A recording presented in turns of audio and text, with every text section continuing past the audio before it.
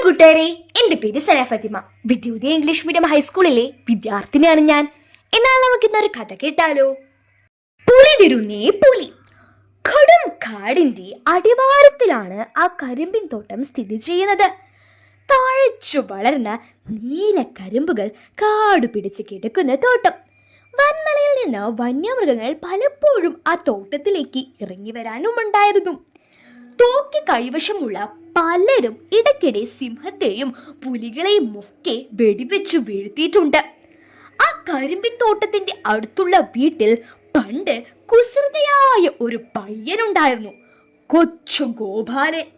കണ്ണിൽ കണ്ടത് തല്ലി തകർത്തും തോന്നിവാസങ്ങൾ കാണിച്ചുമാണ് അവൻ വളർന്നത്. മാതാപിതാക്കൾ എത്ര ശാസിച്ചാലും ശിക്ഷിച്ചാലും അതെല്ലാം അപ്പോഴത്തേക്കും ഉള്ളൂ. പിന്നെ അതൊന്നും അവൻ ഏൽക്കില്ല. കൊച്ചു ഗോപാലന്റെ സ്വഭാവം പതിയെ പതിയെ വളരെയധികം മോശമായി മാറാൻ തുടങ്ങി. കരിമ്പിൻ തോട്ടത്തിൽ നിന്ന് വെളിപ്പാടങ്ങളിലെയാണ് പരമുവിന്റെ ചായക്കട. നാട്ടിലെ തൊഴിൽരഹിതമായ മിക്കവരും പരമുവിന്റെ ചായക്കടയിൽ സഭ കൂടാറുണ്ട്. പിന്നെ അവിടെ ചർച്ചാ ക്ലാസുകളുമായിരിക്കും. പരദൂഷണങ്ങളായി പിന്നെ പലതും നടക്കും. അതൊന്നും ആരും അറിയാറില്ല എന്ന് മാത്രം. ഭൂമിയിലുള്ള സകല വിഷയങ്ങളും അവിടെ എത്തപ്പെടാറുമുണ്ട്. രാഷ്ട്രീയവും സമുദായവും എല്ലാത്തിനെ കുറിച്ചും അവർ ചർച്ച ചെയ്യും. ഒരു ദിവസം ചുറ്റിക്കറങ്ങി തലതെറിച്ച് സന്ധ്യയായപ്പോൾ കൊച്ചു ഗോപാലൻ കരിമ്പിൻ തോട്ടത്തിലേക്ക് എത്തിപ്പെട്ടു. അവന്റെ മനസ്സിൽ ഒരു രസത്തിന്റെ ഉറവ പൊട്ടിയൊലിച്ചു വന്നു. എല്ലാവരെയും വിഡ്ഢികളാക്കി ഒന്ന് കളിപ്പിച്ച് നോക്കിയാൽ എങ്ങനെയുണ്ടാകും എന്ന് അവന് തോന്നി. പിന്നെ അവൻ വൈകിച്ചതേയില്ല. ആളെ തിരിച്ചറിയാൻ കഴിയാത്ത വിധം ശബ്ദം മാറ്റി. ഭയത്താൽ വിറച്ചുകൊണ്ടെന്നോളം അവൻ അവിടെ നിന്ന് ഉറക്കെ വിളിച്ചു കൂവി, പുലി വരുന്നേ പുലി. പിന്നെയും അയ്യോ ഓടി വരണേ. പല തവണ കൊച്ചു ഗോപാലൻ അങ്ങനെ ആക്രോശിച്ചതുപോലെ ആ ശബ്ദങ്ങൾ പരമുവിന്റെ ചായക്കടയിൽ ഇരിക്കുന്നവരെ കേൾപ്പിക്കുന്ന വിധം ശബ്ദത്തിൽ ഉയർത്തിപ്പിച്ചു. അവർ ചാടി എണീറ്റു. വടിയും കുന്തകളും ഒക്കെ എടുത്ത് കൂട്ടത്തോടെ കരിമ്പിൻ തോട്ടത്തിലേക്ക് ഓടിച്ചെന്നു. ജനങ്ങൾ ഓടി വരുന്നത് കണ്ടപ്പോൾ കൊച്ചു ഗോപാലൻ തന്ത്രപൂർവ്വം അരികത്തുള്ള കുറ്റിക്കാട്ടിലേക്ക് മാറി പതുങ്ങി നിന്നു. വന്നവർ കരിമ്പിൻ തോട്ടം മുഴുവൻ ചിക്കിപ്പെറുക്കി ചികഞ്ഞിട്ടും പുലിയെയോ ദീനരോധനം മുഴുക്കിയവരെയോ കണ്ടെത്താനായില്ല. നിരാശയോടെ അവർ മടങ്ങുന്നത് ഇലപ്പടർപ്പുകളിലേക്കിടയിലൂടെ നോക്കി നിന്ന് കൊച്ചു ഗോപാലൻ അടക്കി ചിരിച്ചു.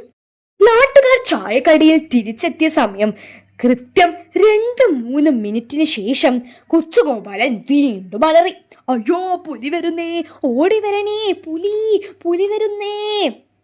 അവർ പിന്നെയും കരിമ്പിൻ തോട്ടത്തിലേക്ക് തിരഞ്ഞോടി. ഇത്തവണയും അവർ പുലിയെയോ കൂവിക്കരഞ്ഞവനെയോ ഒന്നും കണ്ടെത്താനായില്ല. എല്ലാവർക്കും നല്ല രീതിയിലുള്ള ദേഷ്യം വരുന്നുണ്ടായിരുന്നു. അവർ ഒന്നും അത് പ്രകടിപ്പിച്ചില്ല. ഇനി എന്തു വന്നാലും ഇനി ഇങ്ങോട്ടേക്ക് വരില്ല എന്ന് പല ആളുകളും പറയാൻ തുടങ്ങി. അങ്ങനെ കുറച്ചു നേരം ഗോപാലൻ അവിടെ നിന്ന് കളിച്ചും ചിരിച്ചും കൂവിക്കൊണ്ടും നിന്നു. അങ്ങനെ പെട്ടെന്ന് അവൻ കുറ്റിക്കാട്ടിൽ ഒരു ശബ്ദം കേൾക്കുന്നത് കേട്ടു. പെട്ടെന്ന് തിരിഞ്ഞു നോക്കുമ്പോൾ മഞ്ഞ നിറമുള്ള കറുത്ത പുള്ളികളുള്ള ഒരു പുലി അവൻ്റെ പിന്നിൽ നിന്നും ഗർ എന്ന് ശബ്ദമുണ്ടാക്കുന്നത് അവൻ കേട്ടു. ഇവന് എന്തു ചെയ്യണമെന്നറിഞ്ഞില്ല. ഇവൻ ശബ്ദം വളരെ ഉയർത്തിക്കൊണ്ട് പുലി വന്നേ എന്ന് കത്തി നിലവിളിച്ചു. പക്ഷേ ഇത്തവണ ആർക്കും അത് വിശ്വസിക്കാൻ പോയിട്ട് ഒന്നും അവർ ചെവി പോലും കൊണ്ടില്ല. ഇവൻ കുറ്റിക്കാട്ടിലോട്ട് ചാടുവാൻ വരെ തീരുമാനിച്ചു. പക്ഷേ ഇത്തവണ കരിമ്പിൻ തോട്ടത്തിലേക്ക് ഒരു ഈച്ച പോലും എത്തുകയില്ല എന്നുള്ള കാര്യം എല്ലാവർക്കും ഉറപ്പുള്ളതായിരുന്നു.